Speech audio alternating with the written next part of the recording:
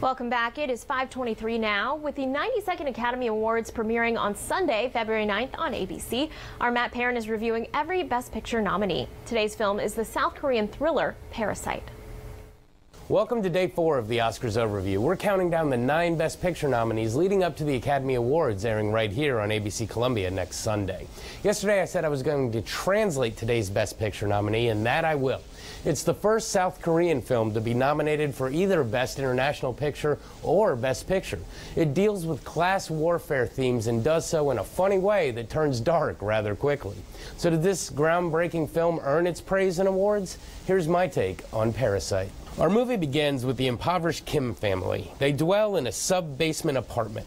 All 4 are out of work and fold pizza boxes for a chain just to keep their phones turned on. One day, the son, Ki-woo, meets a friend of his, Min, who is going to study abroad. Min asks him to take over his tutoring job for a rich family, the Parks, that will pay him very well. Ki-woo starts going by the moniker Kevin, and with the help of his sister, Ki-jung, fakes the credentials and is able to convince the matriarch of the Park family that he is an amazing tutor. Upon finding out that she thinks her son is an amazing artist, he manages to convince them that he knows an amazing art tutor. And his sister is also able to grift her way into the family circle under the name Jessica. The two manage to set up some traps, and their mother and father are also able to usurp their way into the Park family as employees. The con artist Kims are now making a lot of money in learning how the other half lives, but we wouldn't have much of a film if that were the whole story. As the movie progresses, we see the Kim family becoming increasingly comfortable with their new lot in life while managing to keep the Park family completely in the dark.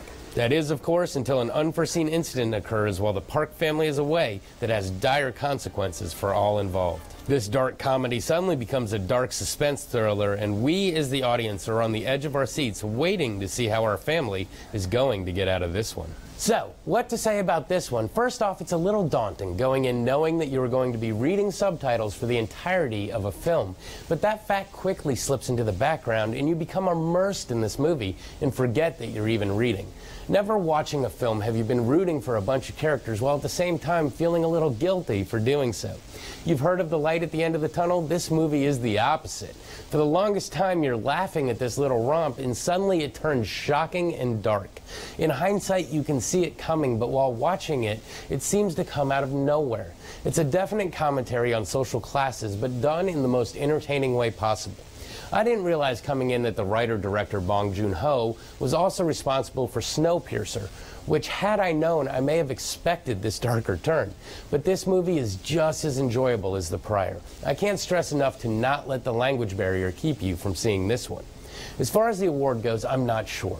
It has a lot of hype, winning Best Cast at the SAGs, Best Foreign Film at the Golden Globes, and taking top awards at Cannes. I think it's a shoo-in for Best Foreign Film. The question is the same I had last year with Roma. Can a film win both Best Foreign Film and Best Picture? With Roma, the answer was no. Can this one break the mold? We're going to see in a little over a week. This has been your Oscars overview. Come back Monday for a film that is a remake of several remakes. There's also a book adaptation. Back to you. Well, coming up, we'll be back with Curtis Wilson at the State Museum, plus more.